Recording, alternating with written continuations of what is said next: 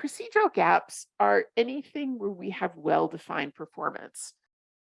Basically, do we have a step-by-step process? Do we have well-defined problems? Do we know what we want people to do? There might be a little bit of variability here and there, but by and large, we have said, this is how we want you to take blood pressure, or this is how we want you to submit an inventory report, or this is how we want you to do a flight checklist or something like that. And typically procedures exist for things where there really isn't a lot of sort of judgment and variability. It's like step one, step two, step three. And I find that our approach to things is actually this is an important thing to consider.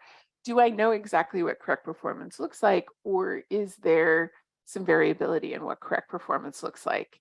Because one of the things that can happen is sometimes we pretend that something's procedural, that it's a step-by-step process, but it really isn't.